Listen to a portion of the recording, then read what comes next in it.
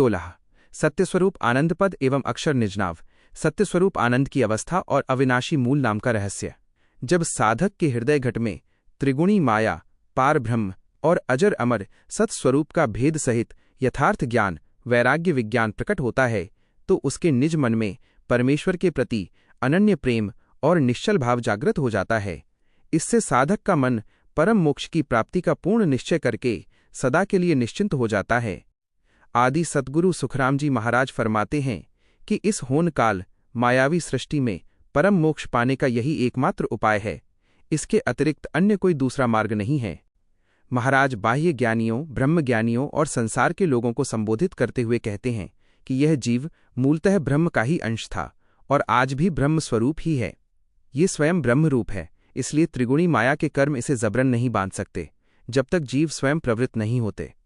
यह जीव होनकाल पार ब्रह्म में निष्काम स्थिति में था, किंतु वहां विषय सुखों का अभाव होने के कारण वो त्रिगुणी माया के सुखों को भोगने की इच्छा से इस संसार में आया और कर्म जाल में उलझ गया। यह जीव प्रारंभ में जिस होनकाल ब्रह्म में निवास करता था, वहां न तो कोई सांसारिक सुख था और न ही कोई दुख। वहां किसी से कोई लेना देना या कर्म बंधन नहीं था, किंतु जीव और उसके मन में वासनाजन्य सुख भोगने की इच्छा उत्पन्न हुई। 5 आत्माओं वासनाओं का सुख पूर्ण देह धारण किए बिना संभव नहीं था। इसीलिए जीव ने स्वयं यह मायावी खेल रचा और आकाश, वायु, अग्नि, जल तथा पृथ्वी इन 5 तत्वों से निर्मित देह घट बनाकर उन वासनाओं के सुख भोगने के लिए इसमें विराजमान हो गया। महाराज संसार के सभी ज्ञानियों को चुनौती देते हुए फरमाते हैं कि हे ज्ञानियों, विचार करके सुनो और बताओ कि यह जीव वास्तव में कौन है। यह किस दिव्य लोक से उतरकर यहाँ आया है, इसकी पूरी खोज करके बताओ, तथा ये भी बताओ कि ये जीव माया के इस निचले संसार से उलटकर ऊर्ध्व गति करके किस परम पद तक पहुंचेगा, जहां पहुंचने के बाद उसका इस मृत्युलोक में पुनर्जन्म नहीं होगा। महाराज फरमाते हैं कि उस परम पद तक दौड़कर पहुंचने की यथार्थ विधि क्या है और जीव किस बल, समर्थ नाम के आधार पर वहां तक पहुंच सकता है, इसकी सत्य खोज करके मुझे बताओ। ब्रह्मज्ञानियों ने आदि सद्गुरु सुखराम जी महाराज को उत्तर दिया कि जीव वास्तव में ब्रह्म ही है और वह माया रहित पूर्ण ब्रह्म से ही इस संसार में आया है। इस पर आदि सद्गुरु सुखराम जी महाराज ज्ञानियों से कहते हैं कि यदि जीव आदि से ही ब्रह्म है और मोक्ष प्राप्त करके उसी ब्रह्म में पुनः समाना चाहता है, तो जिस प्रकार वह पहले ब्रह्म रूप होकर भी वहां से नीचे संसार में आया था, ठीक उसी प्रकार पुनः ब्रह्म में जाने के बाद भी उसे वापस त्रिगुणी माया के संसार में आना ही पड़ेगा। इसमें कोई संदेह या अंतर मत समझो। ज्ञानियों ने पुनः तर्क दिया कि पहले वो केवल ब्रह्म था, किंतु अब ब्रह्म ज्ञान के बल पर वो साहेब पार ब्रह्म के समान बन जाएगा। पार ब्रह्म में जीव का जीव ब्रह्म स्वभाव था, संसार में आने पर उसका मायावी स्वभाव हुआ और ब्रह्म भक्ति करने पर वो इन दोनों से न्यारा होकर साहेब स्वभाव प्राप्त कर लेगा। ज्ञानियों की समझ ये है कि जैसे मूल ब्रह्म स्वभाव वाला जीव गर्भ में आता है, वैसे साहेब बना हुआ जीव कभी गर्भ में नहीं आता।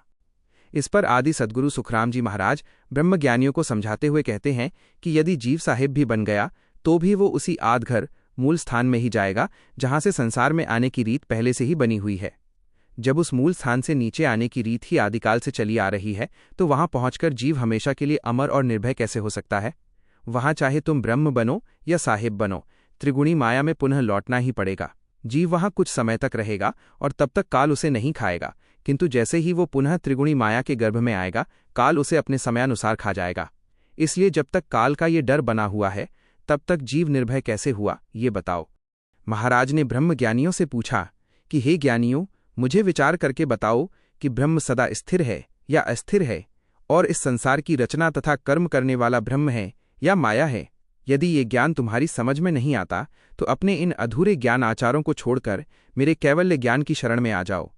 जब तक तुम ब्रह्म के सदा स्थिर या अस्थिर होने के इस परम भेद को नहीं समझोगे, तब तक तुम्हें मोक्ष की प्राप्ति नहीं हो सकती।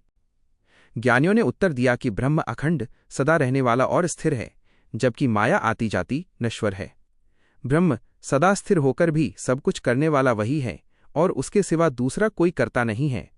तब आदि सद्गुरु सुखराम जी महाराज ने ज्ञानियों से कहा कि यदि तुम ब्रह्म को स्थिर भी कहते हो और उसे ही कर्ता, सब कुछ करने वाला भी मानते हो, तो कर्ता बनने से उसमें विकार या अंतर आता है या नहीं, यह सोच विचार कर मुझे स्पष्ट बताओ। हे ब्रह्मज्ञानियों, जो स्वयं कर्ता कर्म करने वाला है, वो स्थिर कैसे हो सकता है? ज्ञान की दृष्टि से ये अर्थ कैसे सिद्ध होगा, इसे सबके सामने साफ साफ समझाओ। जो अकर्ता, कुछ न करने वाला है, वही अचल और स्थिर रहता है, वो न कुछ करता है और न कहीं आता जाता है, किंतु जो करता है वो अचल कैसे हो सकता है। इसलिए हे ज्ञानियों, भली भांति विचार करके उत्तर दो कि कर्म करने वाला कर्ता स्थिर कैसे माना जा सकता है। जिसे तुम ब्रह्म मानकर सृष्टि का कर्ता कहते हो, वह वास्तव में ब्रह्म नहीं बल्कि माया है। वो माया ही उत्पन्न होती है और नष्ट होती है, वही जीतती है, हारती है, तृप्त होती है और भोग भोगती है। जिसे तुम वास्तविक ब्रह्म कहते हो, वो न तो सृष्टि रचता है, न कहीं आता जाता है, न हारता जीतता है और न ही भोग भोगता है। वह तो सदा निश्चल और अखंड रहता है। उस माया के आनंद को भोगने वाला जीव भी माया का ही अंग है। इसलिए सुनो, जो भी उपाय या कर्म होते हैं वे सब माया के ही खेल हैं। निश्चल ब्रह्म कुछ नहीं करता। महाराज ब्रह्म ज्ञानियों से पूछते हैं कि हे ज्ञानियों, तुम रात दिन ब्रह्म ब्रह्म रट रहे हो, किंतु ब्रह्म स्वरूप होने से जीव को क्या प्राप्त होगा? अपने ज्ञान का विचार करके मुझे बताओ कि उस ब्रह्म में ऐसा कौन सा अद्भुत सुख है जो तुम्हें इतना प्रिय लग रहा है। वहां किस प्रकार का आनंद मिलता है और वहां पहुंचकर जीव उस आनंद को किस रीति से भोगेगा? मुझे इसका निष्पक्ष न्याय करके भिन्न भिन्न रूप से स्पष्ट समझाओ। महाराज ने ब्रह्म ज्ञानियों से कहा कि ब्रह्म बनकर ब्रह्म पद में पहुंचने पर जीव को संसार का कोई सुख प्राप्त नहीं होता। जैसे कोई पुरुष घर में हो किंतु उसके पास भोग विलास और सुख सुविधा के साधन न हो, तो वो वैभव के बिना उसके खेल का आनंद कैसे ले सकता है? या जैसे कोई राजा बिना अपनी सेना फौज के अकेले ही किसी गढ़ या किले पर चढ़ जाए, तो उसे सेना से मिलने वाला सुख और सम्मान प्राप्त नहीं होता, किंतु साथ ही उसे सेना के रखरखाव और देखभाल का दुख भी नहीं उठाना पड़ता। ठीक उसी प्रकार जब जीव ब्रह्म स्वरूप हो जाता है, तो उसे ब्रह्म में न तो सांसारिक सुख आनंद मिलता है और न ही कोई दुख सहना पड़ता है।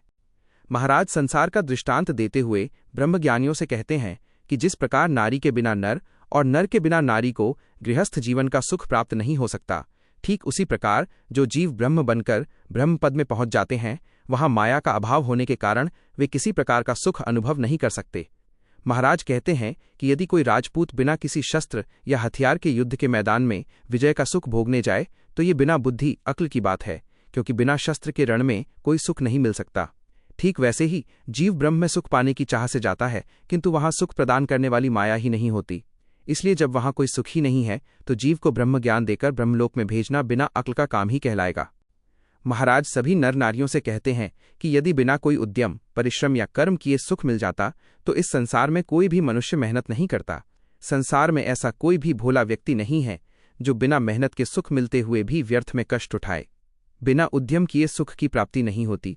इसी कारण जीव ब्रह्म ने माया का ये पूरा खेल रचा और मायावी विषयों के साथ पांचों प्रकार के सुख भोगने के लिए इस संसार में आया। महाराज समझाते हैं कि संसार का नियम यही है कि सभी सुख कर्म या उद्यम करने से ही मिलते हैं। बिना उद्यम किए किसी को सुख नहीं मिलता। महाराज समझाते हैं कि आनंद मुख्य रूप से 3 प्रकार के होते हैं। 1. पहला आनंद त्रिगुणी माया के भोगों का है। 2. दूसरा आनंद त्रिगुणी माया और काल के दुखों से छूटकर केवल ब्रह्म बनने का विचार आनंद है। 3. तीसरा परम आनंद सत्स्वरूप सत्य परम पद का सार आनंद है। महाराज संसार का उदाहरण देकर बताते हैं कि जैसे समाज में 3 प्रकार के लोग होते हैं, गृहस्थी, वैरागी और वे जो न गृहस्थी हैं, न वैरागी। गृहस्थी व्यक्ति भोजन, शयन आदि 5 विषयों के सुख भोगता है। वैरागी व्यक्ति ज्ञान और साधना का आनंद लेता है, और जो दोनों नहीं है उसे न तो ज्ञान का सुख मिलता है और न संसार का भोग सुख, किंतु उसे संसार के लेन देन और झंझटों का दुख भी नहीं सहना पड़ता। ठीक इसी तरह माया में रहने वाला जीव विषयों का आनंद लेता है। सत्स्वरूप में पहुंचा हुआ जीव अमर विज्ञान का अखंड आनंद पाता है, और जो माया त्याग कर केवल पार ब्रह्म में स्थित होता है, उसे न तो माया का सुख मिलता है और न सत्स्वरूप का विज्ञान सुख। उसे केवल माया के काल कष्टों से मुक्त होकर ब्रह्म बनने मात्र का संतोष, दुख का न होना ही प्राप्त होता है। महाराज सभी ब्रह्मज्ञानियों और संसार के लोगों को समझाते हुए कहते हैं कि जीव के ठहरने और निवास करने के मुख्य 4 पद स्थान हैं। 1. माया रूपी पद, जहां सांसारिक और मायावी सुख तो हैं, किंतु वहां काल का निरंतर भय बना रहता है और वो महाप्रलय में पूरी तरह नष्ट हो जाने वाला असत्य पद है। 2. चेतन जीव पद, यह जीव का अपना पद है जहां सांसारिक सुख और दुख दोनों का ही अभाव रहता है। 3. ब्रह्म पद, इस पद में भी मायावी सुख और दुख दोनों नहीं होते। 4. सत्स्वरूप पद, ये चौथा और परम श्रेष्ठ पद है जहां केवल और केवल अखंड सुख ही विद्यमान रहता है। वहां काल की कोई पहुंच नहीं है और वो सदा रहने वाला अविनाशी पद है। जो साधक इस सत्स्वरूप पद में पहुंच जाता है वह सदा के लिए निष्कपट, शंका रहित और निर्भय हो जाता है। वैराग्य और निज ज्ञान के सुख की अनुभूति केवल उसी को होती है जिसने उसे अपने भीतर धारण और अनुभव किया है। संसारी लोगों को इसका ज्ञान नहीं हो सकता। संसारी जीव तो केवल अपनी जननेंद्रिय और स्वाद इंद्रियों के सुखों को ही वास्तविक समझते हैं, किंतु इंद्रियों और माया के सुख बिना अत्यंत परिश्रम, संघर्ष और कर्मकांड किए कभी प्राप्त नहीं होते, और इन्हें प्राप्त करने के बाद भी जीव पुनः दुखी ही होता है। जीव जितने भी कठिन तप, व्रत, यज्ञ आदि करके स्वर्ग आदि के सुख पाता है, उन पुण्यों के क्षीण होते ही उसे पुनः 84 लाख योनियों के घोर कष्ट भोगने पड़ते हैं। इसके विपरीत जिस साधक ने सद्गुरु की कृपा से सत्स्वरूप के अनन्य विज्ञान सुख को एक बार प्राप्त कर लिया, वो फिर कभी किसी प्रकार के जन्म मरण या काल के दुख में नहीं पड़ता। ये अलौकिक सुख मायावी क्रिया कर्मों से नहीं, बल्कि केवल सत्स्वरूप की भक्ति से ही भीतर प्रकट होता है। महाराज दृष्टांत देते हुए समझाते हैं कि कान, आँख और नाक, इन 3 इंद्रियों के सुख तो मनुष्य को सहज ही मिल जाते हैं, किंतु जीभ, स्वाद और जननेंद्रिय, इन 2 इंद्रियों के सुख बिना भारी जतन, हट और कष्ट के प्राप्त नहीं होते, और इन सुखों को भोगने के बाद भी जीव अंततः दुखी ही होता है। जिस प्रकार इंद्रिय सुख क्षणिक हैं, उसी प्रकार बाह्य साधन और कर्मकांड करके प्राप्त किए गए मायावी सुख भी सदा नहीं टिकते। उनके समाप्त होते ही जीव पर काल के दुख पुनः आ पड़ते हैं।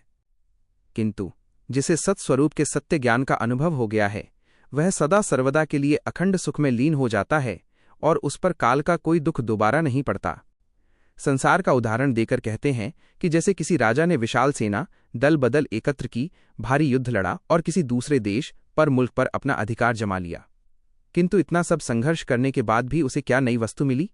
जो प्रजा और राज्य सुख उसके अपने देश में था, वैसा ही प्रजा वर्ग उसे उस नए जीते हुए देश में भी मिला। केवल प्रजा की संख्या थोड़ी कम या अधिक हुई, किंतु राज्य सुख के स्वरूप में कोई मौलिक अंतर नहीं आया। इसी प्रकार मनुष्य चाहे थोड़े प्रयत्न से छोटी मोटी भक्ति करनी करे या भारी परिश्रम करके बड़ी बड़ी सिद्धियां और योग साधनाएं करे, उन सभी क्रियाकर्मों का अंतिम फल केवल 5 विषयों माया के सुख भोगना ही होता है। उन भौतिक और मायावी कर्मकांडों से सत्स्वरूप का अमर और अलौकिक विज्ञान सुख कभी प्राप्त नहीं हो सकता। संसार में अनेक प्रकार की औषधियां और जड़ी बूटियां पाई जाती हैं, किंतु यदि उनमें से अमर करने वाली अमर जड़ी को अलग कर दिया जाए तो शेष सभी जड़ी बूटियां एक ही स्वभाव की सिद्ध होती हैं। वे शरीर के रोगों को तो दूर कर सकती हैं, किंतु मनुष्य को अमर नहीं बना सकती।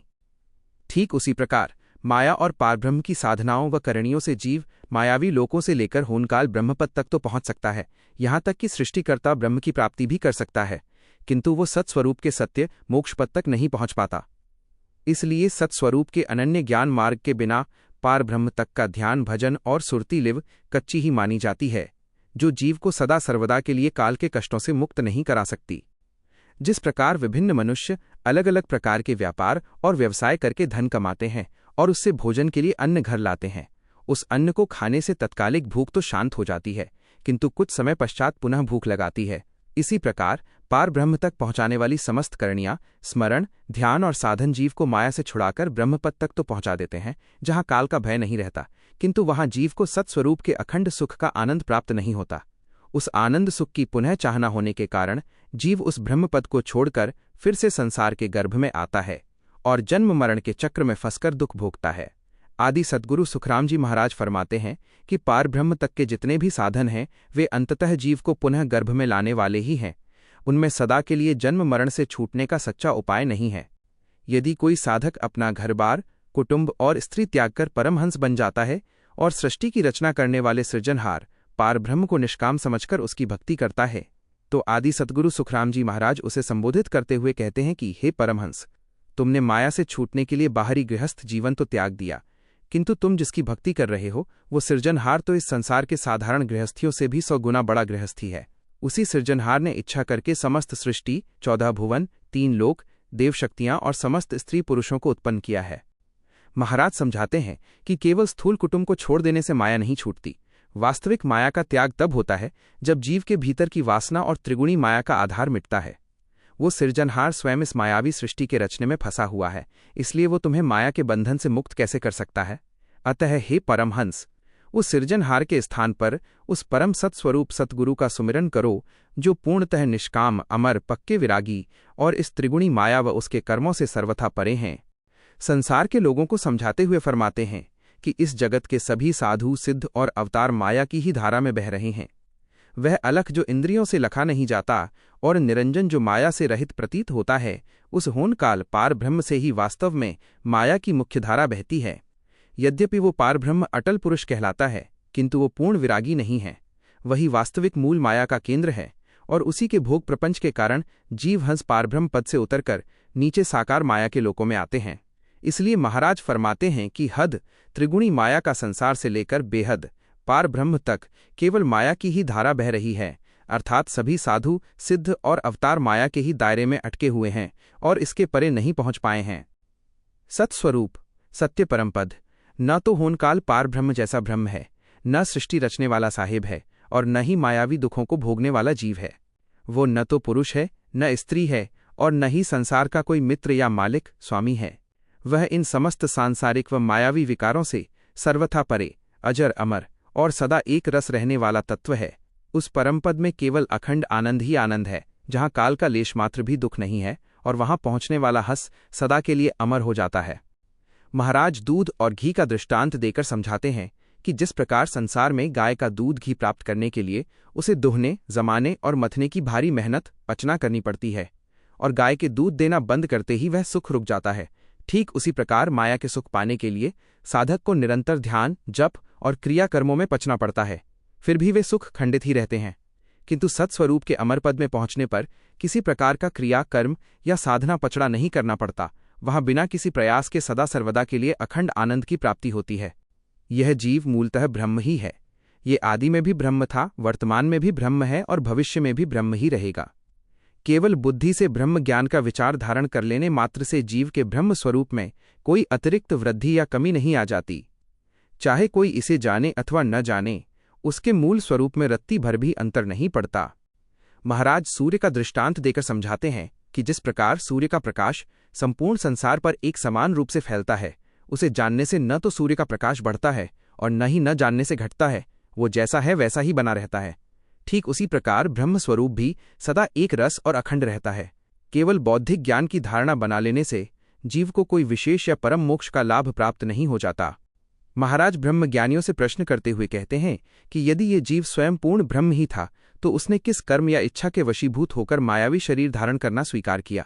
उसने किस करनी के लिए 5 तत्वों के इस देह में प्रवेश किया? क्या वो शुभ कर्म करने आया था या अशुभ कर्म? इसे स्पष्ट रूप से विचार करके मुझे बताओ। महाराज कहते हैं कि शुभ कर्मों से स्वर्ग आदि के सुख मिलते हैं, ये तो समझ आता है, किंतु नरक के घोर कष्टों को भोगना उसने क्यों स्वीकार किया? जब ब्रह्म को कोई कर्म या बंधन नहीं लगता, तब उसके मन में ऐसी कौन सी प्रबल वासना जागी कि उसने स्वयं ब्रह्म पद छोड़कर दुखदायी जीव बनना पसंद किया? हे ज्ञानियों, केवल अपने को ब्रह्म मान लेने से तुम्हारा कल्याण नहीं होगा। इस गहन गूढ़ बात का विचार करो। यह समझो कि जिस सुख की चाह में उसने नरक के दुख सहना भी स्वीकार किया, वह अविनाशी और काल रहित परम सुख उसे केवल सत्स्वरूप की शरण में जाने पर ही प्राप्त हो सकता है, ब्रह्मज्ञान मात्र से नहीं। जीव को सदा से सुख की चाह रही है, इसी कारण उसने ब्रह्म पद छोड़कर त्रिगुणी माया के संसार में प्रवेश किया। इस त्रिगुणी माया के जगत में ब्रह्मा, विष्णु और महादेव के नियम चलते हैं, जिन्होंने उच्च पुण्य और नीच पाप कर्मों के विधान बनाए हैं। उच्च कर्मों से स्वर्गादि का सुख और नीच कर्मों से नरक का दुख मिलता है। जीव मूलतः होनकाल ब्रह्मपद में ब्रह्म रूप था और उस समय उसमें सहज ब्रह्म ज्ञान था, किंतु मायावी जगत में आने पर उसका वह स्वाभाविक ज्ञान लुप्त हो गया और उसने वास्तविक ब्रह्म ज्ञान पुनः प्राप्त भी नहीं किया। उसके हृदय में पाप और पुण्य की वासनाएं बनी रहती हैं, फिर भी वो केवल मुख से और मन ही मन स्वयं को ब्रह्म मानकर ये झूठी धारणा बना लेता है कि मैं ब्रह्म हूं और ब्रह्म को कोई कर्म नहीं लगता। इस झूठे ब्रह्म ज्ञान के अहंकार में पड़कर वो मर्यादाओं को तोड़ता है और नीच लोगों की संगति करके नीच कर्म करने लगता है। वास्तविक ब्रह्म ज्ञान के बिना केवल ढोंग करके ब्रह्म के नाम पर नीच कर्म करने से ब्रह्मा, विष्णु और महादेव के बनाए नियमों का उल्लंघन होता है। यदि वो सच्चा ब्रह्मज्ञानी होता तो उससे मर्यादा भंग नहीं होती और न ही उसे कर्म बंधन लगते, किंतु वास्तव में ब्रह्मज्ञानी न होने के कारण जब वह नियमों को तोड़ता है तो अंतकाल में यमराज उसे घोर नरक में डालते हैं और उसके सिर पर काल की भारी मार पड़ती है। तब वो जीव पछताता है कि उसने ज्ञान के नाम पर झूठा ढोंग करके नीच कर्म क्यों किए। इसलिए आदि सद्गुरु सुखराम जी महाराज झूठे ब्रह्मज्ञानियों को सचेत करते हुए फरमाते हैं कि वास्तविक ब्रह्म ज्ञान उपजे बिना ही मैं ब्रह्म हूं का झूठा आश्रय लेकर और त्रिदेवों की मर्यादा भंग करके यदि नीच कर्म करोगे तो अंतकाल में नरक के घोर कष्ट भोगने पड़ेंगे और भारी दुर्गति होगी। सच्चे और झूठे ब्रह्मज्ञानी का भेद समझाते हुए कहते हैं कि वास्तविक ब्रह्मज्ञानी वो है जिसकी दृष्टि में विष मारने वाली माया और अमृत तारने वाली माया दोनों एक समान हो जाते हैं। उसके लिए बेटी, माता, बहन और पत्नी में कोई भेद नहीं रहता। वो सभी में एक ही ब्रह्म तत्व को देखता है। वो संसार के भोगों और सुखों का अनुभव तो करता है, किंतु किसी भी रिश्ते पर सांसारिक अधिकार या स्वामित्व का भाव नहीं रखता। उसमें शुभ कर्मों से सुख पाने की या अशुभ कर्मों को टालने की तनिक भी इच्छा नहीं होती। वो सुख दुख, जीवन मरण और यश अपयश दोनों को एक समान मानता है। जिसके हृदय में ये निष्काम और समता का भाव प्रकट हुआ है वही सच्चा ब्रह्मज्ञानी है, और जो इन लक्षणों के बिना स्वयं को ब्रह्मज्ञानी कहता है वो केवल ढोंगी और झूठा है। जो व्यक्ति मुख से तो ब्रह्मज्ञान की बड़ी बड़ी बातें करता है किंतु स्वयं जाति पात के बंधनों में फंसा हुआ है, अपनी और अपनी बहन बेटी की शादी केवल अपनी ही जाति में करता है, तथा यदि उसे सांप काट ले तो मृत्यु के भय से मन में चिंता और शोक करने लगता है, वह पूरी तरह झूठा ब्रह्मज्ञानी है। ऐसा व्यक्ति दूसरों को तो ब्रह्मज्ञान का उपदेश देता है किंतु स्वयं सांसारिक देह, अभिमान और जातिगत प्रपंचों में बुरी तरह जकड़ा हुआ है। बालक बिना किसी ज्ञान के भी स्वभाव से ब्रह्म के समान निष्पाप होता है, जिसे विष, अमृत या अपने पराये का कोई भेद नहीं दिखता। वही बालक जब जवानी में आता है तो मायावी वासनाओं से भरकर पूरी तरह जीव बन जाता है और उसे संसार के सारे भेदभाव दिखाई देने लगते हैं। तत्पश्चात जब उसमें पार ब्रह्म का विज्ञान ज्ञान प्रकाशित होता है तो वह समर्थ शिव विज्ञानी की दशा प्राप्त कर लेता है। इस प्रकार एक ही जीव ने अपने जीवन में 3 दशाएं भोगी: बाल्यावस्था में ब्रह्मदशा, युवावस्था में जीवदशा और ज्ञान काल में समर्थ दशा। महाराज प्रश्न करते हैं कि इन तीनों दशाओं में जीव को केवल माया और होनकाल ब्रह्म के ही सुख मिले, इसमें उसे अमर मोक्ष का नया परम सुख क्या प्राप्त हुआ? चाहे जीव बने, ब्रह्म बने या समर्थ शिव बने, वो रहा तो माया के ही दायरे में ही। वो जन्म मरण के चक्र से परे अखंड अजर अमर पद को प्राप्त नहीं कर सका। गुरुपद इस त्रिगुणी माया माता पद और होनकाल पारब्रह्म पितापद दोनों से सर्वथा भिन्न परम सत्य और अविनाशी है। जैसे अमर फल खाने से मनुष्य अमर हो जाता है, वैसे ही इस सतगुरु पद की अनन्य भक्ति करने से जीव अमर हो जाता है और पुनः कभी गर्भवास या जन्म मरण के चक्र में नहीं आता। इसके विपरीत राम नाम, होनकाल पारब्रह्म तक की अन्य सभी भक्तियां केवल अन्न, जल या कंदमूल खाने के समान सांसारिक व मायावी फल देने वाली हैं। ये अन्य भक्तियां जीव को स्वर्ग या पारब्रह्म के मोक्षपद तक का सीमित सुख तो दे सकती हैं किंतु अमर पद नहीं दिला सकती। इसलिए ये सभी नाना प्रकार के उपाय केवल मायावी कुल का फल देने वाले हैं, अमर गुरुपद पाने के सच्चे मार्ग नहीं हैं। संसार के साधारण काम तो कहने सुनने से कोई भी कर सकता है, किंतु संगीत का राग पहचानना, पग्गी, पद चिन्ह विद्या, नाड़ी वैद्यक और न्याय जैसी सूक्ष्म विद्याओं की परीक्षा केवल बातें सुनने से नहीं सीखी जा सकती। इनके लिए मनुष्य के भीतर पूर्व संस्कार या गहरी अंतर्दृष्टि का होना अनिवार्य है, अन्यथा लाखों प्रयत्न करने पर भी ये विद्या घट में प्रकट नहीं होती। ठीक इसी प्रकार राम नाम का रटन करना या बाह्य साधन भजन करना तो बहुत सहज है, किंतु सतगुरु के वास्तविक सत्स्वरूप को समझना अत्यंत कठिन है। जब तक जीव को माया, ब्रह्म, चेतन, मन और पंच आत्मा के सूक्ष्म भेदों का सही बोध नहीं होता, तब तक केवल सहज नाम सुमिरन से घट में सतगुरु का परम सत प्रकट नहीं हो सकता। महाराज पुनः दृष्टांत देकर कहते हैं कि रागी, संगीतज्ञ, पागी, पद चिन्ह पहचानने वाला, पारखी, नाड़ी वैद्य और न्यायी, इनका ज्ञान केवल उपदेश सुनने या रटने से हृदय में प्रकाशित नहीं होता। यदि मनुष्य के भीतर इन विद्याओं की सूक्ष्म नैसर्गिक समझ होगी तभी वह ज्ञान भीतर जागेगा। ठीक उसी प्रकार परम ज्ञान विज्ञान सतपद का अनुभव केवल बातें करने, सुनने या सिखलाने से घट में प्रकट नहीं होता।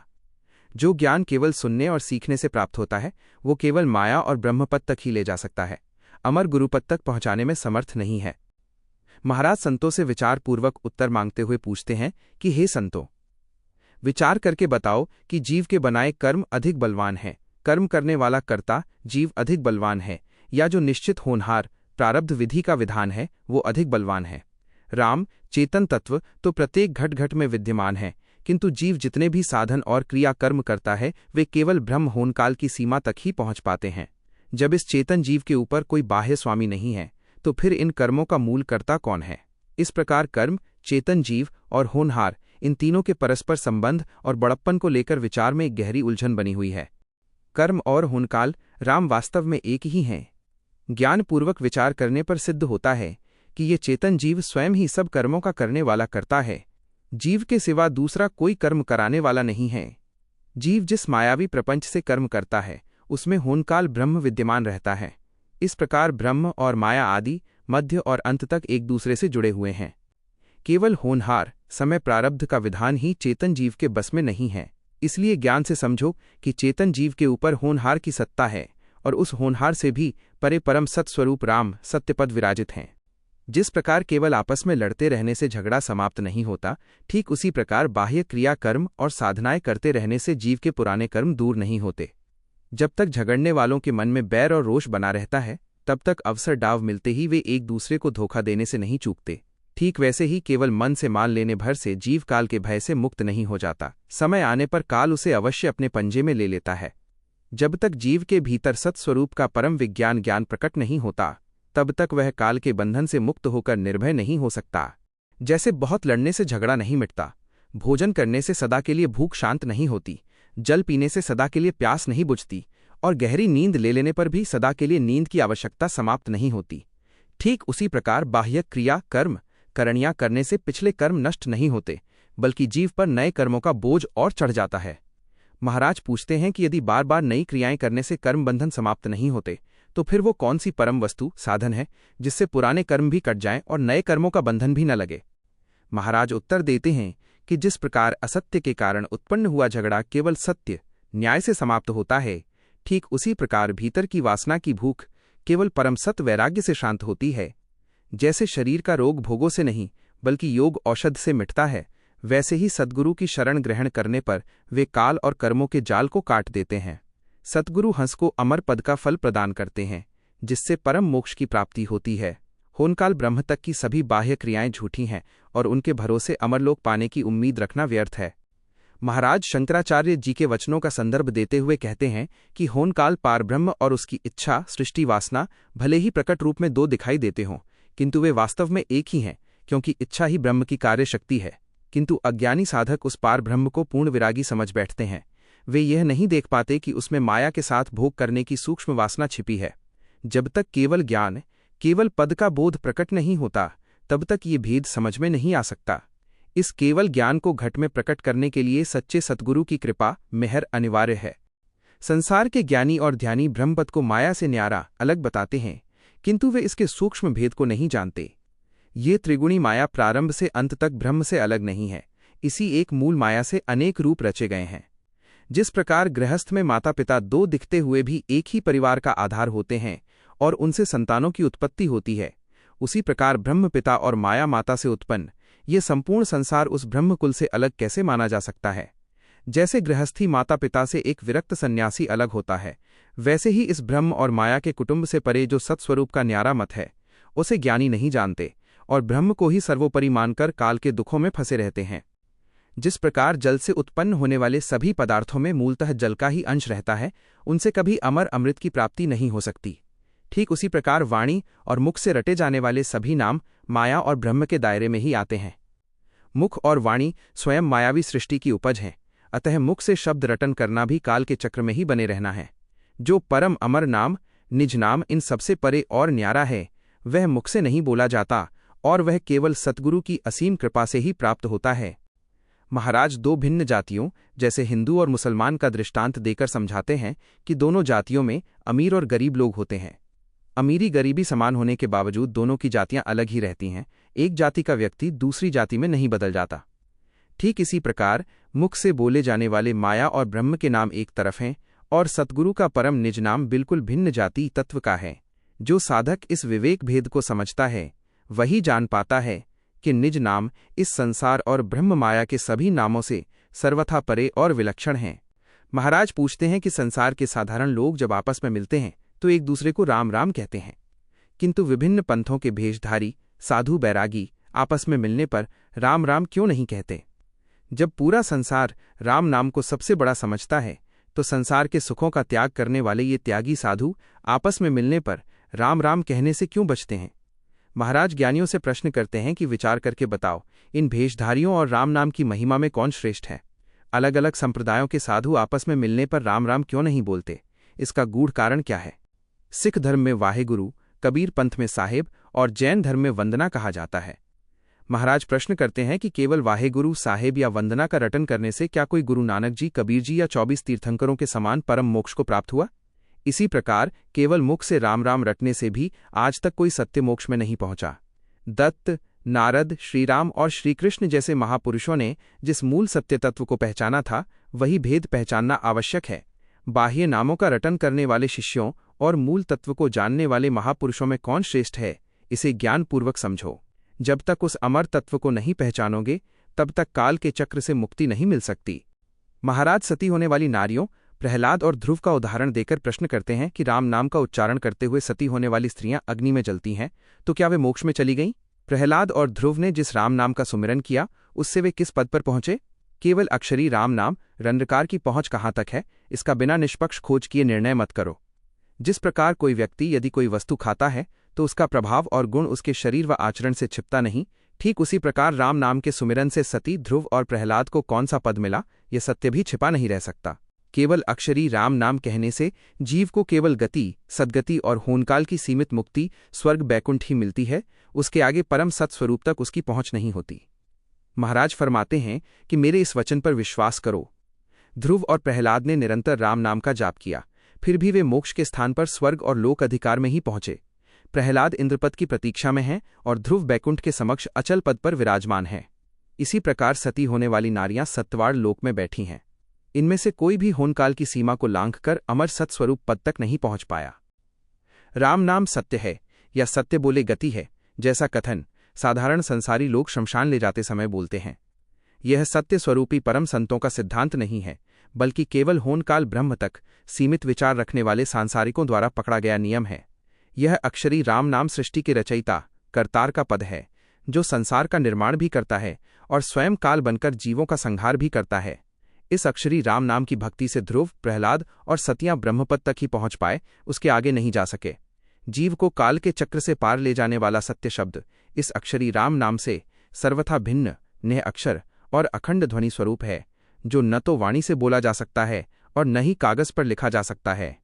महाराज राजा और ऋषि के दृष्टांत से समझाते हैं कि जब प्रजा पर भौतिक या सांसारिक कष्ट आते हैं, तब वे राजा की शरण लेते हैं और राजा उन्हें जमीन, घर या धन देकर उनके दुखों का निवारण करता है। किंतु आत्मज्ञान और वैराग्य सीखने के लिए कोई राजा के पास नहीं जाता, बल्कि ऋषि मुनियों की शरण में जाता है। ठीक उसी प्रकार जब जीवों पर तन मन के सांसारिक दुख आते हैं, तब वे होनकाल ब्रह्म राम की शरण लेकर केवल गति और सीमित मुक्ति तक के सुख पाते हैं। किंतु गति मुक्ति के परे परम मोक्ष और विज्ञान वैराग्य प्राप्त करने के लिए जीव होनकाल ब्रह्म के पास नहीं जाते। वे सत्स्वरूपी राम, सत्य स्वरूप सद्गुरु की शरण ग्रहण करते हैं, जो काल के भय से उबारने वाले सच्चे तारनहार हैं। धन संपत्ति या व्यवसाय की समस्याओं के समाधान के लिए राजा की सत्ता का आश्रय लिया जाता है, किंतु परम ज्ञान और वैराग्य के लिए आज तक कोई राजा के पास नहीं गया, सभी गुरु की शरण में ही जाते हैं। इसी तरह यदि मायावी सुख सुविधाएं चाहिए तो जीव होनकाल ब्रह्म की उपासना करते हैं, किंतु यदि परम मोक्ष चाहिए तो सत्स्वरूपी सद्गुरु का आश्रय लेना पड़ता है। सतगुरु की शरण लेने पर ही जीवहद, त्रिगुणी माया के 3 लोक, 14 भवन और बेहद ब्रह्म के 13 लोक का उल्लंघन करके परम पद में जाता है। जैसे सांसारिक कार्यों के लिए राजा और वैराग्य के लिए गुरु का पद है, वैसे ही मायावी सुखों के लिए कर्ता ब्रह्मपद और परम मोक्ष के लिए सद्गुरु पद है। ये दोनों पद अनादिकाल से अलग अलग विद्यमान हैं। महाराज राजा का उदाहरण देते हुए समझाते हैं कि राजा ही प्रजा को खेत और घर देता है तथा आवश्यकता पड़ने पर उन्हें छीन भी लेता है। राजा की सत्ता के अधीन रहकर संपूर्ण जगत सुख और दुख भोगता है तथा उसकी प्रजा का कोई भी व्यक्ति इससे बच नहीं पाता। किंतु जो व्यक्ति राजा का घर खेत सब त्याग देता है, उस पर राजा की सत्ता समाप्त हो जाती है। ठीक इसी प्रकार जो लोग मायावी सुखों की चाह रखते हैं, वे होनकाल ब्रह्म का आश्रय लेकर भक्ति करते हैं, किंतु होनकाल ब्रह्म स्वयं काल स्वरूप है, इसलिए उसके भक्त कभी काल के भय से मुक्त नहीं हो पाते। इसके विपरीत जिस हंस ने त्रिगुणी माया के सुखों का त्याग करके परम ज्ञान पद धारण कर लिया है, वह ब्रह्म के अधिकार क्षेत्र से बाहर हो जाता है और काल उसे कभी नहीं घेर पाता। जिस प्रकार राज्य में व्यापार या उद्योग करने वाले नागरिकों से राजा कर, टैक्स और दंड वसूलता है, किंतु जो सब कुछ छोड़कर विरक्त सन्यासी बन जाता है, वो राजा के प्रशासनिक नियमों से बाहर हो जाता है और उससे कोई कर नहीं लिया जाता। ठीक उसी प्रकार जिस साधक ने सतगुरु से प्राप्त अमर ज्ञान पद और परम वैराग्य को धारण कर लिया है, वह काल के सभी दंडों और बंधनों से सदा सदा के लिए मुक्त हो जाता है। सत वो अमर पद है जो भूत, वर्तमान और भविष्य तीनों कालों में सदा एक रस रहता है और कभी नष्ट नहीं होता। आनंद का अर्थ है ऐसा परम सुख जिसमें कभी कोई कमी या अभाव नहीं आता। ऐसे परम सत्य और अखंड आनंद देने वाले स्वरूप को ही सत्स्वरूप कहा गया है। यह सत्स्वरूप पद होनकाल पारब्रह्म, त्रिगुणी माया और चेतन जीव, इन सभी के ऊपर सर्वोपरि स्वामी नायक है। इसके अतिरिक्त संसार और ब्रह्मलोक के अन्य सभी पद नाशवान और मिथ्या हैं, क्योंकि उन पदों में जीव को न तो सच्चा सुख मिलता है और न ही गर्भवास, आवागमन तथा काल के कष्टों से मुक्ति मिलती है। जब तक हंस जीव को इस परम सत्स्वरूप का गूढ़ भेद प्राप्त नहीं होता, तब तक वह अज्ञानवश माया और ब्रह्म के मिथ्या एवं सीमित सुखों को ही सच्चा सुख मानकर उन्हीं पदों को धारण किए रहता है। इस नासमझी के कारण जीव से यह भूल अवश्य होती है, किंतु इसमें उसका अपना कोई दोष नहीं है। जब तक उसे सत्स्वरूप का वास्तविक मार्ग और भेद बताने वाला नहीं मिलता, तब तक बेचारा जीव भी क्या कर सकता है। सत्स्वरूप की गति अत्यंत अगम पहुंच से परे है। यहाँ तक कि ब्रह्मा, विष्णु, महेश, शक्ति और पारब्रह्म भी इसे पूर्णतः नहीं जानते। संसार में कोई इसका यथार्थ ज्ञान न कहता है और न ही यह सामान्य जन के सुनने में आता है। यह सत्स्वरूप नीच कर्मों या तामसी देवी देवताओं जैसे भैरव, कालिका आदि की पूजा बलि से प्राप्त नहीं हो सकता। यह शुभ कर्मों, पुण्य या त्रिदेवों की भक्ति से भी नहीं मिलता। इसे न तो धन दौलत से खरीदा जा सकता है और न ही वेद, शास्त्र तथा पुराणों के केवल शाब्दिक ज्ञान से प्राप्त किया जा सकता है, क्योंकि यह उपलब्ध सभी सांसारिक साधनों से सर्वथा परे है। वह परम सत्स्वरूप केवल तीर्थ यात्रा करने, व्रत रखने या देवी देवताओं की बाह्य पूजा करने से प्रकट नहीं होता। वह जप तप करने या बड़े बड़े कठिन यज्ञ अनुष्ठान रचने से लेश मात्र भी प्राप्त नहीं होता। मायावी जगत के जितने भी बाहरी साधन या क्रियाकांड हैं, उनसे उस अमर सत्स्वरूप को कदापि प्राप्त नहीं किया जा सकता, क्योंकि उसकी प्राप्ति का विधान इन सबसे अलग और अगम्य है। महाराज योग साधनाओं का उल्लेख करते हुए फरमाते हैं कि चाहे कोई ब्रह्मा जी का सांख्य योग साध ले, भगवान शिव का अष्टांग योग सिद्ध कर ले अथवा प्राणायाम द्वारा श्वास को पवन योग से चढ़ाकर भ्रुकुटी में स्थिर कर ले, फिर भी इन कठिन क्रियाओं को करने वालों को उस परम सत्कला सत्स्वरूप के भेद की प्राप्ति नहीं होती। सत्स्वरूप का वो दिव्य भेद इन सभी योग साधनाओं की पहुंच से बाहर है। यदि कोई गुरु अपने शिष्य पर दया करके उसे कान में कोई गुरु मंत्र दे दे और शिष्य उस मंत्र को बड़ी निष्ठा से हृदय में धारण करके अनंत काल तक उसकी साधना सीखता रहे, यहाँ तक कि उसकी आयु इतनी लंबी हो जाए कि उसके सामने मनुष्यों की कई पीढ़ियां बीत जाएं, तो भी केवल ऐसे पारंपरिक गुरु मंत्र से जीव को उस परम सतनाम की अचल गति प्राप्त नहीं हो सकती। यदि कोई संत अपने शिष्य को मुख से बोलकर कोई नाम मंत्र सिखा दें और शिष्य उस नाम को सीखकर अपने घर लौट आए तथा रात दिन एकाग्रचित्त लिव लगाकर होकर उसका रटन करता रहे, तो भी केवल इस बाह्य उच्चारण और रटने की विधि से साधक के घट में सत्स्वरूप प्रकट नहीं हो सकता। यदि कोई साधक 52 अक्षरी शब्दों का उच्चारण करके केवल मुख से राम राम जपता है, तो भी अक्षरी जप से वह सत्स्वरूपी परम राम प्रकट नहीं होता। इसी प्रकार यदि कोई सत्स्वरूप को सबसे बड़ा मानकर दिन रात मुख से सत्साहिब का जाप करता रहे, तब भी केवल इस बाह्य शाब्दिक रटन से सत्साहिब का प्राकट्य नहीं होता। अंततः सच्चा सत्स्वरूप घट में प्रकट न होने के कारण जीव अंतकाल में काल के मुख में ही जाता है और उसे पछताना पड़ता है। केवल मुख से परम मोक्ष या निर्भय पद का उच्चारण करने अथवा सत्साहिब रटने से परम पद प्राप्त नहीं होता। 52 अक्षरी वाणी में कहे जाने वाले ये सभी शब्द केवल संकेत मात्र हैं, जो सतगुरु के भीतर प्रकट हुई अखंड ध्वनि अमर तत्व को समझाने के लिए प्रयोग किए जाते हैं। ये शब्द स्वयं वो परम तत्व नहीं हैं, क्योंकि वास्तविक सत्स्वरूप की ध्वनि 52 अक्षरों के दायरे से पूरी तरह परे नेह अक्षर है। यदि कोई व्यक्ति दिन रात केवल हीरा हीरा या मूंगा मूंगा का रटन करता रहे, तो क्या केवल नाम लेने से उसके घर में हीरा या मूंगा आ जाएगा? कदापि नहीं। ठीक उसी प्रकार यदि केवल मुख से सत्साहिब बोलने से सत्साहिब प्रकट नहीं हो सकता, जब तक कि उस अमर तत्व का वास्तविक भेद घट में जागृत न हो। यदि कोई रात दिन चिंतामणि की महिमा गाए और उसका जाप करे, तो क्या उसे केवल पुकारने से चिंतामणि रत्न प्राप्त हो जाएगा? यदि ऐसा संभव होता तो केवल समर्थ साहिब का जाप करने से ही वो सर्वसमर्थ परमेश्वर घट में प्रकट हो जाता और जीवकाल के चक्र से पार उतर जाता। किंतु केवल शाब्दिक रटन से सिद्धि संभव नहीं है। यदि कोई नर नारी रात दिन कल्पवृक्ष का जाप करते रहें, तो क्या उन्हें कल्पवृक्ष मिल जाएगा या उनकी सभी मनोकामनाएं पूरी हो जाएंगी? यदि केवल नाम रटने से कल्पवृक्ष प्रकट हो सकता, तो केवल समर्थ साहिब कहने भर से परम पद प्राप्त हो जाता। महाराज समझाते हैं कि केवल अमृत का जाप करने से कोई अमर नहीं हो जाता। ठीक उसी प्रकार 52 अक्षरों के दायरे में आने वाले सत्साहिब, राम या समर्थ जैसे शब्दों का केवल मुख से रटन करने से कोई भी जीव मोक्ष को प्राप्त नहीं कर सकता। जैसे प्रतिदिन मुख से अमर जड़ी या अमरफल कहने मात्र से संसार में कोई अमर नहीं हुआ, वैसे ही केवल वाणी से सत साहिब, सत स्वरूप, समर्थ या राम बोलने से कोई जीव मोक्ष में न तो गया है और नहीं जा सकता है। महाराज सभी ज्ञानियों और साधकों को सचेत करते हुए कहते हैं कि केवल अक्षरी राम या सत साहिब कहने से मोक्ष नहीं मिलता। जो परम सत स्वरूप ध्वनि के रूप में प्रकट सतगुरु के भीतर विराजमान रहता है, वह ध्वनि इन बोले जाने वाले 52 अक्षरी शब्दों में नहीं है। सत साहिब उस अचल और श्रेष्ठ ध्वनि का स्वभाव सूचक नाम है। उस अमर ध्वनि को अपने घट में प्रकट करने के लिए उसी स्वरूप में स्थित जागृत सद्गुरु की आवश्यकता होती है। केवल शाब्दिक जप से वो प्राकट्य संभव नहीं है। सांसारिक माया को मांगकर या परिश्रम उद्यम करके प्राप्त किया जा सकता है, किंतु सत्स्वरूप ऐसा नहीं है जो केवल मांगने से या भौतिक सेवा साधनों से मिल जाए। महाराज फरमाते हैं कि उस परम सत्विज्ञान को प्राप्त करने की जो विशेष आध्यात्मिक विधि है, उसे ज्ञानपूर्वक समझकर जागृत सतगुरु के माध्यम से अपने घट में प्रकट करो। सांसारिक कर्मों से माया के फल प्राप्त किए जा सकते हैं और मुख से मंत्रों का जाप करके देवी देवताओं को सिद्ध किया जा सकता है, किंतु उस अचल सत परम तत्व का न तो कोई तंत्र मंत्र है, न कोई बाह्य पाठ है, न कोई शाब्दिक ज्ञान है, और न ही वह किसी के केवल मुख से कह देने में समाया है।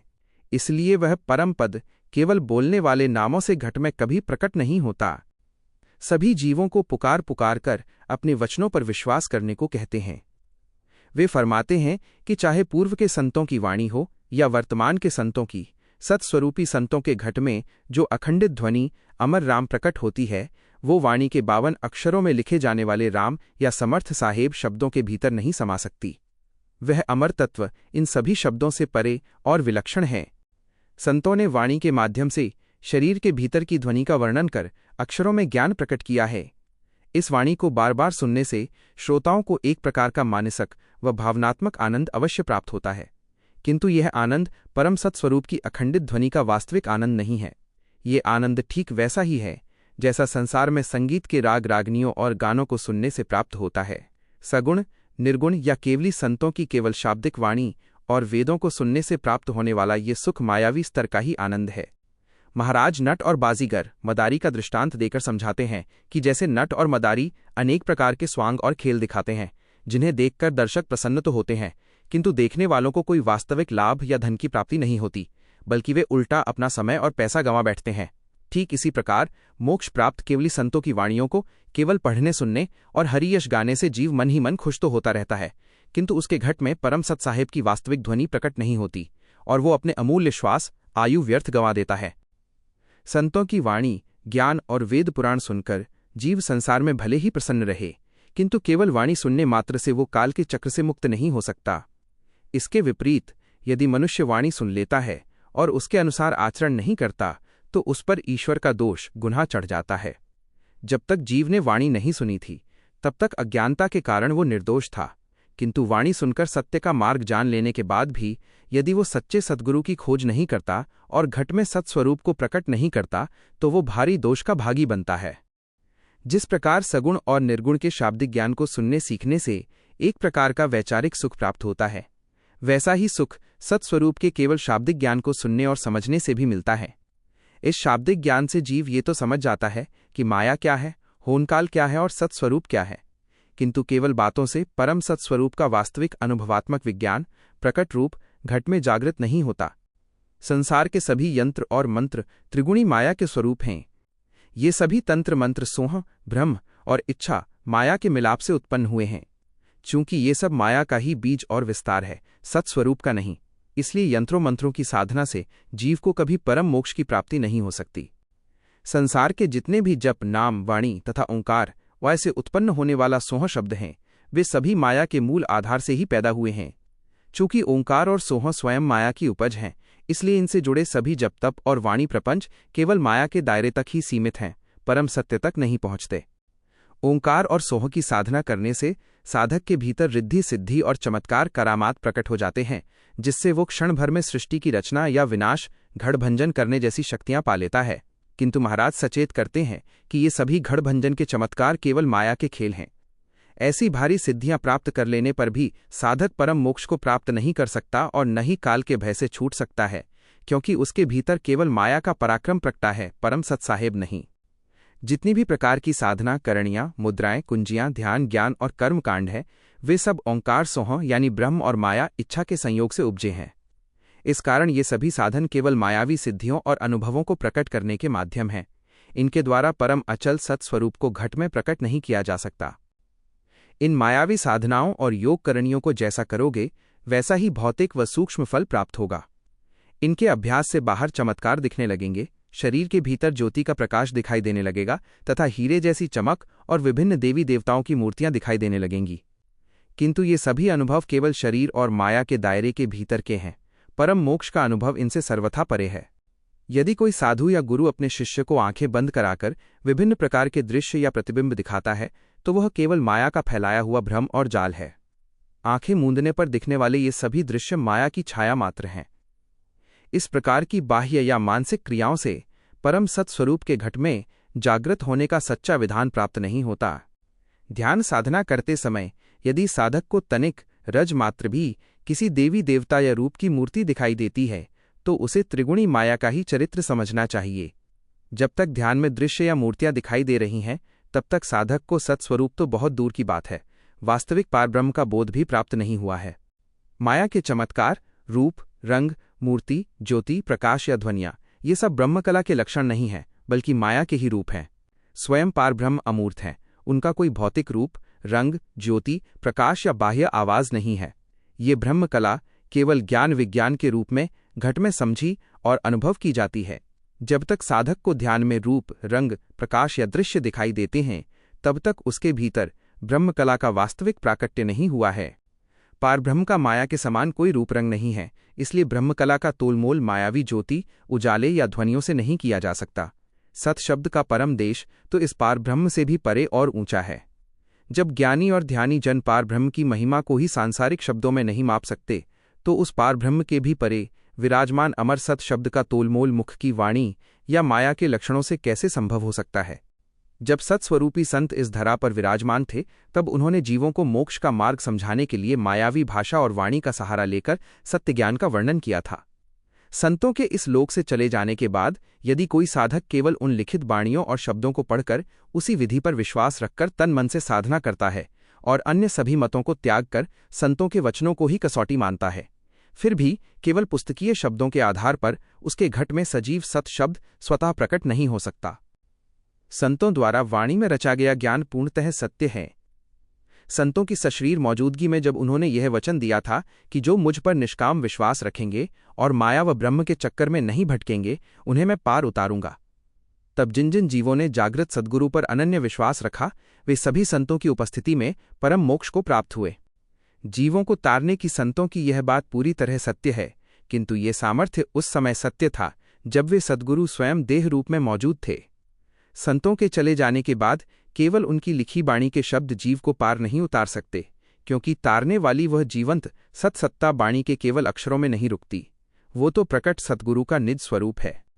महाराज एक सुंदर दृष्टांत देते हैं कि जैसे कोई महान दानवीर पुरुष जब तक जीवित रहता है तब तक अपनी अपार संपत्ति से जिसे जो चाहिए वो देता है, किंतु उसके चले जाने के बाद उसका परिवार केवल उसकी पुरानी बातों के आधार पर किसी को धन नहीं दे सकता, क्योंकि वह सामर्थ्य उस व्यक्ति के साथ ही चला गया। ठीक उसी प्रकार संतों के जाने के बाद उनकी वाणी तो जगत में रह जाती है, किंतु शब्द को प्रगटाने वाली वह सजीव सत्सत्ता देहधारी सतगुरु के साथ ही चली जाती है। अतः केवल वाणी के पठन पाठन से घट में अमर सत शब्द का प्राकट्य नहीं हो सकता। दानवीर भाग्यरती पुरुष के इस संसार से चले जाने के बाद भी उसका नाम, उसकी बातें और उसका यश संसार में ज्यों का त्यों बना रहता है, किंतु जो लेन देन का व्यवहार उसके जीवित रहते चलता था वो उसके जाने के बाद बंद हो जाता है। ठीक उसी प्रकार परम सत्स्वरूपी संत के इस धरा से चले जाने के बाद उनका नाम, उनकी बाणी और उनके पराक्रम की बातें तो संसार में वैसी ही बनी रहती हैं, किंतु उनके जाने के बाद वाणी के आधार पर शिष्यों के घट में सत्स्वरूप को जागृत और प्रकट कर देने की सजीव सत्ता पीछे शेष नहीं रहती। कोई भाग्यशाली एवं सामर्थ्यवान पुरुष संसार में आता है और जगत के लोगों को सुख संपत्ति देने का जो भी वचन देता है उसे अपनी सामर्थ्य से पूरा करता है। वो नाना प्रकार की वस्तुएं और माया बांटकर संसार में अपना नाम और यश रोशन करके चला जाता है। सामर्थ्यवान पुरुष के शरीर त्यागने के बाद उसकी दान देने की शक्ति, रति भी उसके साथ चली जाती है, केवल उसके वचन, नाम और साख पीछे रह जाते हैं। अब यदि उसके वंश का कोई व्यक्ति केवल नाम और परंपरा बनाए रखने के लिए वही दान पुण्य की रीति चलाना चाहे तो वो बिना धन दौलत के कैसे चला पाएगा? जब उसके पास वो मूल सामर्थ्य ही नहीं है तो वो लोगों की मांग पूरी करने के लिए धन कहाँ से लाएगा? ठीक वैसे ही संतों के जाने के बाद केवल उनके पंथ को चलाने वाले अनुयायी बिना सत्सत्ता के जीव को मोक्ष नहीं दिला सकते। इसी प्रकार संतों के वचन और उपदेश उस समय तक पूर्णतः सत्य और फलदायी थे जब तक वे स्वयं देह रूप में मौजूद थे। संतों के देह छोड़ने के बाद वह तारने वाली परम सत्ता उनके साथ ही चली जाती है। अब केवल उन पुराने वचनों को रटने से घट में अमर लोक सतपद प्रकट नहीं हो सकता। संसार के लोग संतों की वाणी और उनकी महिमा सुनकर मन ही मन आनंदित तो हो सकते हैं, किंतु केवल वाणी के पठन पाठन से किसी को वास्तविक मोक्ष प्राप्त नहीं होता। महाराज संप्रदाय और पंथ चलाने वालों को समझाते हैं कि व्यर्थ का वाद विवाद मत करो, ज्ञानपूर्वक विचार करके सत्य को हृदय में धारण करो। जिस प्रकार तुम्हारा पंथ चल रहा है उसी प्रकार पूर्व में हुए अन्य केवली संतों के नाम पर भी कई पंथ चल रहे हैं। ज्ञान की दृष्टि से देखो, क्या उन संतों के चले जाने के बाद केवल उनके पंथ में रहने से कोई अमरलोक जा पा रहा है? जब अन्य संतों के जाने के बाद उनके पंथों में मोक्ष की वो सजीव रीति जीवित नहीं रही तो तुम्हारे पंथ में केवल परंपरा निभाने से वो कैसे संभव हो सकती है? उन्होंने निष्पक्ष न्याय करके और व्यावहारिक उदाहरण देकर जीवों के सारे भ्रमों को छिन्न भिन्न कर दिया है। देह छोड़ चुके केवली संतों के केवल लिखे हुए वचनों पर विश्वास रखकर या किसी पंथ से जुड़कर न तो आज तक कोई अमर लोक गया है और न ही आगे जा सकता है। इस सत्य ज्ञान को सुनकर विवेकशील हंसों और वाद विवाद करने वालों का अज्ञान रूपी भ्रम दूर हो जाता है। संसार के सभी ज्ञानियों को संबोधित करते हुए कहते हैं कि चाहे मन, शरीर, माया या ब्रह्म की अनंत क्रियाएं कर लो अथवा पूर्व संतों की वाणी के अनुसार नाना प्रकार के यत्न और साधनाएं कर लो, फिर भी केवल इन क्रियाओं से घट में अमर सत्स्वरूप की कला प्रकट नहीं हो सकती। महाराज फरमाते हैं कि ज्ञान और विवेक की कसौटी पर कसे गए मेरे इस सत्य न्याय को जो भी स्वीकार कर सकता है वो सहर्ष स्वीकार करे। पूर्व के संतों की केवल लिखी हुई वाणियों के शब्दों को दोहराने या रटने से परम मोक्ष की प्राप्ति नहीं हो सकती। जो ज्ञान केवल क्रियाओं में आता है, मुख से बताने में आता है अथवा कानों से सुनने में आता है, उसमें अमर नेह अक्षर ध्वनि सच्ची सत्सत्ता विद्यमान नहीं होती। ये सभी केवल पंथगत मान्यताओं द्वारा पकड़ी गई मायावी बातें हैं जिनसे केवल माया को ही वश में किया जा सकता है, परम मोक्ष नहीं पाया जा सकता। साधक यदि मायावी साधनाएं करेगा तो माया ही उसके सामने वश होकर प्रकट होगी और मनचाहे चमत्कार या दृश्य दिखाएगी। किंतु महाराज सचेत करते हैं कि वाणी से बोले और बताए जाने वाले इन अक्षरी शब्दों में अमर सत शब्द का लेश मात्र भी अंश नहीं है। फिर केवल इन बाह्य शब्दों और क्रियाओं के आश्रय से कोई साधक अपने घट में वास्तविक सत शब्द को कैसे जागृत कर पाएगा? संसार में कई गुरुओं के कहने पर नर नारी ईश्वर पर विश्वास भी रखते हैं, असत्य वचन बोलने से बचते हैं और रात दिन मुख से सत साहिब या अजरावण जैसे पवित्र नामों का स्मरण करते हैं। वे मन ही मन ये मान बैठते हैं कि केवल इस बाह्य स्मरण से ही उनके घट में सत साहिब का प्राकट्य हो गया है। केवल नाम रटने और मान लेने भर से घट में सत साहिब का प्राकट्य नहीं होता और न ही जीव मोक्ष को प्राप्त कर पाता है। अंततः उसे पुनः इस संसार में जन्म लेकर काल के दुख भोगने पड़ते हैं। यह ठीक वैसा ही है जैसे कोई स्त्री बिना वास्तविक आत्मबल सत्य के सती होने की बातें तो बड़ी बड़ी करे, किंतु जब पति की चिता में जलने का समय आए तो सत्य के अभाव में जल न सके। ऐसी स्त्री केवल बातें करने के कारण पूरे समाज में उपहास और फजीहत की पात्र बनती है। यदि कोई स्त्री सती होने का ढोंग या प्रचार करती है और समाज भी उसे सती मानकर उसका आदर करने लगता है, किंतु पति की मृत्यु के पश्चात जब सत्य के अभाव में वह चिता पर बैठने से मुकर जाती है तो संपूर्ण जगत उसकी हंसी उड़ाता है और उसकी भारी जगहसाई होती है। जैसे बिना आत्मबल सत्य के केवल ये कहते रहना कि मुझमें सत्य आ गया है और मैं पति के साथ सती होंगी, अंत समय में झूठा सिद्ध होता है और स्त्री जल नहीं पाती, ठीक उसी प्रकार जो लोग केवल मुख से सतसाहिब का जाप करके ये भ्रम फैलाते हैं कि उनके घट में सतसाहिब प्रकट हो गए हैं, अंतकाल आने पर उनके घट में वास्तविक अमर सत्ता न होने के कारण उन्हें मोक्ष प्राप्त नहीं होता, बल्कि पुनः जन्म मरण के चक्र में पड़कर दुख भोगना पड़ता है। महाराज फरमाते हैं कि केवल मुख से बोला जाने वाला सत साहिब या समर्थ शब्द सच्चा नहीं है, वे तो वाणी के 52 अक्षरी रूप हैं। सत्साहिब तब सच्चा माना जाता है जब वो साधक के घट में सजीव सत्ता अखंड ध्वनि के रूप में स्वयं प्रकट हो जाए। जैसे सती होने जाने वाली स्त्री को देखने कई स्त्रियां जाती हैं और उनमें से कुछ झूठा दावा करने लगती हैं कि उनमें भी सत्य आ गया है, ठीक उसी प्रकार कबीर जी दादूजी या दरियावजी महाराज जैसे संतों की वाणी पढ़कर लोग झूठा दावा तो करने लगते हैं कि उनके भीतर सत्साहिब प्रकट हो गए हैं, किंतु वास्तविक सत्सत्ता के बिना उनका यह दावा केवल भ्रम मात्र होता है। वास्तविक परम मोक्ष में वही जीव हंस जाता है जिसके घट में सत साहिब अमर सत्सत्ता सजीव रूप में प्रकट हुई हो। जिस प्रकार जिस स्त्री में सच्चा आत्मबल सत्य प्रकट नहीं होता, वो पति के साथ सती होकर चिता में जलने का साहस नहीं कर पाती, किंतु जिसमें सच्चा सत्य जागृत हो जाता है वो बिना किसी भय के चिता में समर्पित हो जाती है। ठीक उसी प्रकार संसार के नर नारी केवल मुख से दिन रात सत साहिब भले ही जपे, किंतु केवल इस शाब्दिक जप से घट में अमर सत्स्वरूप प्रकट नहीं होता और न ही कोई जीव मोक्ष को प्राप्त कर पाता है। सती होने वाली स्त्री के साथ गांव बस्ती के अन्य अनेक लोग स्त्री पुरुष भी केवल श्मशान घाट तक चलते हैं, किंतु दाह संस्कार के पश्चात वे सभी अपने अपने घर लौट आते हैं, कोई भी उस स्त्री के साथ नहीं जलता। ठीक उसी प्रकार केवल मुख से सत कहने या बाह्य दिखावा करने से जीव का मोक्ष नहीं होता। जब तक घट में अमर सत प्रकट नहीं होता तब तक जीव काल के चक्र में ही फंसा रहता है और उसे संसार में पुनः पुनः जन्म धारण करना पड़ता है। जीवों को सचेत करते हुए कहते हैं कि कोई भी साधक इस भ्रम में न रहे। मुख से बोले जाने वाले सभी शब्द और मंत्र अंततः मायावी ही हैं। केवल मुख से मंत्रों का जाप करना, स्मरण करना या विभिन्न मुद्रा आसनों का अभ्यास करना केवल मायावी कलाओं का विश्वास दिलाता है। साधक को विवेकपूर्वक विचार करके समझना चाहिए कि केवल इन बाह्य साधनों से परम मोक्ष की प्राप्ति नहीं हो सकती। ये सब सुनकर गणेश व्यास पंडित ने आदि सद्गुरु सुखराम जी महाराज से निवेदन किया कि हे गुरुदेव, आपने सत्य का बिल्कुल निष्पक्ष न्याय किया। आपने संसार की सभी प्रचलित विधियों जैसे वाणी सुनना, उपदेश देना, मूर्ति पूजा, ध्यान साधना और अंदर दिखने वाली ज्योतियों को केवल मायावी व मिथ्या सिद्ध कर दिया। अब आप कृपा करके यह स्पष्ट बताइए कि जीव प्राण का मोक्ष किस विधि से संभव होगा। जिस वास्तविक विधान से हंस अमर लोक पहुंचता है उस विधि का भेद कृपा कर प्रकट करें।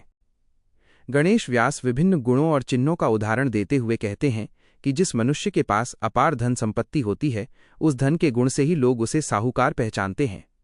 जिसके पास ढेरों सेवक और आज्ञाकारी नौकर होते हैं उसके इस ठाठ से वो राजा पहचाना जाता है। जो अनेक प्रकार के चमत्कार और पर्चे दिखाता है उससे वो देवता समझा जाता है, और जो मन की छिपी बात जान लेता है उसे शकुनी पहचाना जाता है। गणेश व्यास आगे पूछते हैं कि हे गुरुदेव, उपर्युक्त सभी पहचानों से परे जब किसी जीव को वास्तव में परम राम सत्स्वरूप प्राप्त होता है तो उसके भीतर कौन से विशेष लक्षण या गुण प्रकट होते हैं? वे कौन से सच्चे चिन्ह हैं जिन्हें देखकर सारा संसार और संत जन ये निसंदेह जान सकें कि इस महापुरुष को वास्तविक राम मिले हैं? कृपया वे लक्षण विस्तार से बताइए। गणेश व्यास तर्क देते हैं कि जब कवीश्वर सुंदर कविताओं और वाणियों की रचना करते हैं तो लोग कहते हैं कि उनके घट में सरस्वती जी प्रकट हुई हैं। ठीक वैसे ही चारण और भाट भी काव्य गाते हैं और अगम निगम के गूढ़ अर्थ समझाते हैं, किंतु चारण भाटों के बारे में कोई नहीं कहता कि उनमें सरस्वती प्रकट हुई हैं। अतः केवल बोलने या व्याख्या करने मात्र से राम का प्राकट्य नहीं माना जा सकता। गणेश व्यास पुनः पूछते हैं कि किसी के शरीर में अनहद नाद ध्वनि गूंजती है, किसी के शरीर में प्राणवायु आत्मा उलटकर ऊपर चढ़ती है, तो कोई साधक ध्यान साधना में पांचों दिव्य रंग प्रकाश देखता है, किंतु आपके सिद्धांत के अनुसार ये सभी अनुभूतियां भी केवल त्रिगुणी माया के ही दायरे में आती हैं। फिर वास्तव में राम मिलने की सच्ची पहचान या लक्षण क्या है? यदि कोई साधक आंखें बंद करके अंदर मूर्तियां देखता है या अपने स्थूल शरीर का प्रतिबिंब देखता है तो आपके न्याय के अनुसार वे सब भी माया ही हैं, राम नहीं। यदि कोई अत्यंत नम्र होकर दासभाव दासातन धारण करता है तो संसार में कंगाली और लाचारी के कारण दासभाव रखने वाले लोग बहुत हैं, इसलिए केवल दासातन भी राम मिलने का प्रमाण नहीं है। फिर संसार यह कैसे जाने कि किस संत में वास्तव में राम प्रकट हुए हैं? यदि कोई साधक ज्ञान में मस्त रहकर मान अपमान से परे रहता है और पांचों इंद्रियों के भोगों को बिना किसी आसक्ति या भेदभाव के ग्रहण करता है तो संसार में ऐसे पागल और मूर्ख भी बहुत हैं जो बिना मान अपमान के मस्त रहते हैं और बिना परखे सब कुछ खा लेते हैं। इसका अर्थ ये हुआ कि केवल मस्तानेपन या वीतराग जैसे आचरण से भी ये सिद्ध नहीं होता कि उस व्यक्ति को राम मिले हैं। गणेश व्यास नम्रतापूर्वक प्रार्थना करते हैं कि हे सद्गुरुदेव, अब आप कृपा करके वह वास्तविक विधि बताइए जिससे उस समर्थ पुरुष की परख की जा सके। जिस संत में परम राम प्रकट हुए हैं उनके वे सभी वास्तविक लक्षण और चिन्ह मुझे ज्ञानपूर्वक समझाइए ताकि मैं स्पष्ट रूप से जान सकूं कि राम को किस प्रकार पहचाना जाता है। महाराज गणेश पंडित के प्रश्नों का उत्तर देते हुए फरमाते हैं कि साधक के भीतर प्रकट होने वाली छोटी बड़ी सभी प्रकार की सिद्धियां, चमत्कार और अचानक गेब गुप्त रूप से प्रकट होने वाली कलाएं, ये सब केवल माया की पहुंच और पराक्रम हैं। साधु में प्रकट होने वाले छोटे बड़े सभी प्रकार के रिद्धि सिद्धि के चमत्कार केवल माया के लक्षण हैं। इन्हें कभी भी परम राम का प्राकट्य नहीं समझना चाहिए। महाराज गणेश पंडित को समझाते हैं कि वास्तविक राम परम सत्स्वरूप को किस विधि से पहचाना जाता है। महाराज फरमाते हैं कि जब घट में परम सत्स्वरूप प्रकट होता है तो उसका प्राकट्य किसी बाह्य चमत्कार, ज्योति, दृश्य, रूप, रंग, अनहद नाद या सिद्धियों से नहीं होता, क्योंकि ये सभी त्रिगुणी माया के दायरे में आते हैं। सच्चा राम प्राकट्य साधक के भीतर अमर सत शब्द की अचल और अखंड ध्वनि के रूप में होता है, जो स्वतः जागृत होकर जीव को परम मोक्ष की ओर ले जाती है। महाराज गणेश पंडित से कहते हैं कि मायावी कलाओं और वास्तविक सत्विज्ञान के बीच का अंतर समझकर विवेकपूर्वक इस परम सत्य और अपने विचार को जानो तथा पहचानो।